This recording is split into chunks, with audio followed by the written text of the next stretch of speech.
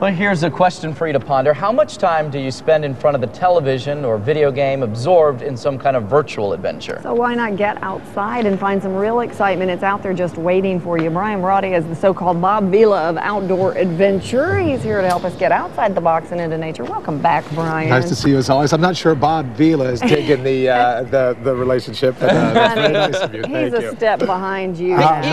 He's got it easy, though. He's inside. He doesn't have to battle the elements. But as you mentioned in the segment coming up, we were talking about people that hunker down in front of the TV. Now, we're not suggesting anyone leaves your show. Wait till the show's over, then go out. Thank you, Brian. But you live in such a beautiful part of the country. Yeah. Good golly, here in Memphis, you can find adventure anywhere. You don't have to go to extreme terrains or temperatures. It's beautiful here. So what are the reasons why? Are people just afraid? They don't have the equipment? What is it? You know what? We share a little bit of the blame in the media because we've done such a great job of reporting all the negative things that go down.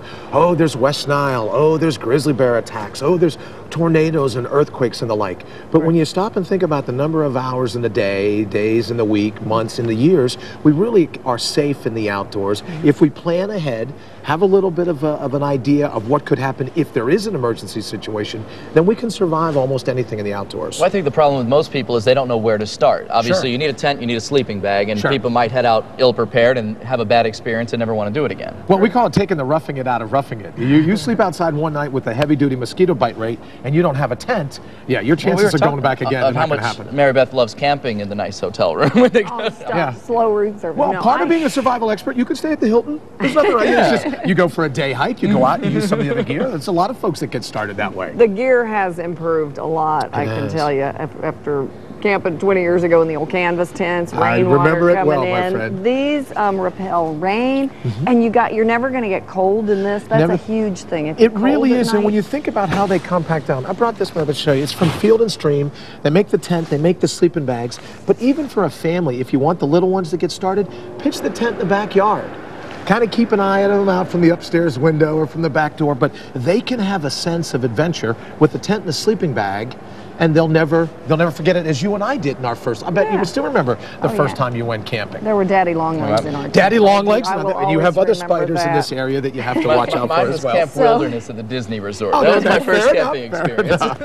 So, okay, since daddy longlegs are really an emergency, what kinds of emergency preparedness do we need to do? Well, you know, I've been here for a week now, staying out at Meeman Shelby State Park. I had a blast out there, but the weather's a big deal. Right. And I wanted to remind folks, I brought Gore-tex, a couple different pieces. This is from a company called Arc'teryx. I'll let you all feel it. They say it's functionally waterproof. What they did is the membrane, the Gore-tex membrane, has 9 billion pores per square inch. But they're small enough to keep the rain out, yet large enough to let us breathe. So when we perspire, it wicks it away. On temperatures like yesterday, hypothermia is a big deal. Our bodies will donate their heat 23 times faster when they're wet than when they're dry. Chris and I were talking before. We've talked before. I've survived at 40, 45 below zero. That's not a big deal because you're prepared for it. Temperatures like yesterday, when you don't think it's bad and it gets into the 40s with the wind and the rain, you can die from hypothermia like that. So you want to protect yourself. Gore-tex is the best way I've found to be able to do it. So the main thing is to get something that keeps you dry, that repels the water. Absolutely. That's even before bundling up. Before bundling up, the layering that you referred to, absolutely. It's got to be able to breathe, and as I said, they guarantee it to keep you dry. And well, here in the Mid-South, it's so weird because you can be in the 30s, and then 2 days later you can be in the 80s. So if you're on a week-long camping trip, you really have to be prepared for all the elements. Good point, Chris. Or you go for a day hike and a storm blows in. You think it's going to be sunny and 70. Now you're out in the middle of nowhere. The wind and the rain kicks up. You may not see the morning. It's that important. Our bodies donate their heat 23 times faster when they're wet than when they're dry. What's this contraption? Now, water on the outside, bad. Water on the inside, good. Another number to throw at you, 70% by volume. That's the makeup of the human body. So I brought a couple different products from Katadyn that allow us to filter our water, not only if we're going to be camping, but suppose there's a boil order. Suppose, heaven forbid, there's an earthquake or a tornado or something bad. You can't get your water. A couple different models. This one, you're able to drop it right in the water. You go ahead and pump away. It filters out all the little bad guys that could, you know, we've all heard, think of traveling to a third world country. This one is just their bag model. Go ahead, grab it down in the water. It's called their base camp. Now your filtered water drains right out. If you know there's an emergency situation, maybe fill your bathtub. Maybe fill this in advance before the bad storm hits. Hang it over the shower curtain. Again, it just doesn't have to be outside. So do you not have to add the bleach or the iodine to any of the water? None of that, Chris. They took care of all of that. Oh, wow. We got a first aid kit. We always talk about it. It's that important. I picked one from Adventure Medical Kits, designed by a medical doctor, hospital quality instruments. But look at this, guys. When you open up inside the different compartments in their Easy Care kit, here's a 3x4. Chris, I'll have you hold that one. Mary Beth, here's one for wounds. Okay. So instead of dumping this out and going, you're already panicked, my child, my loved one's got a broken bone or a puncture. What do I do? Here's a card written by a medical doctor that says, all right, Bri, don't panic.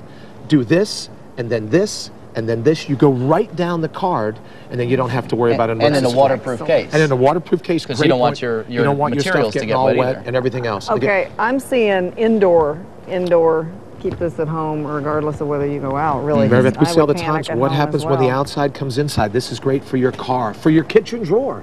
I can tell you, I was a reporter for CBS during Hurricane Katrina, and the people that pick up the phone and think that the paramedics are coming, the people that pick up the phone and think they're even going to have a dial tone, if you rely on that as your emergency plan, you're putting yourself and your family in a bad way. That's a very good point. One of the things that jumps out at me to let folks know where you're going, let people know before you go out. That way, if something does happen, at least folks will know where you are. That's the #1 survival tip I would give. There's also a company that did just that, Chris, called Spot.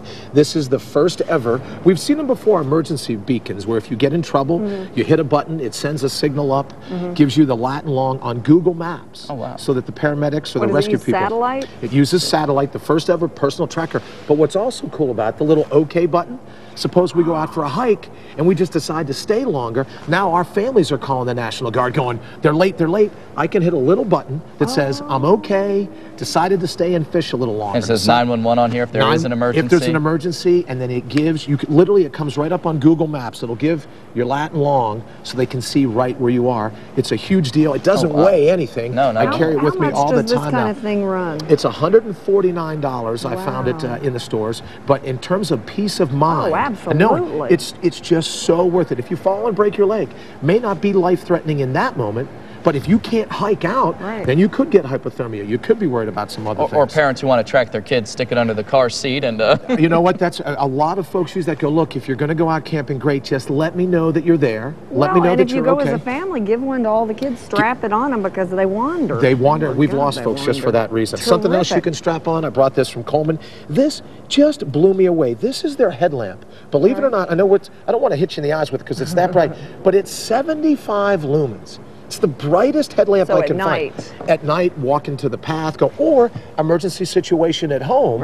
We lose our power. Put one of these on the doorknob of your kids' room or on your room. So if there's a power outage, they don't panic. They know, grab their headlamp, go find mom and dad. It's a great tool in the glove box of your car. Suppose you have a flat tire. Do you have a website? Oh, we do. BrianBrawdy.com. There it is on the screen. See, I say it and it appears. There you go. This show is magic. We will be right back. Wish we had more time, Brian. Good to see you. Great to see you as always, my friend. Chris, nice to meet you. We'll be back. Thank you so much.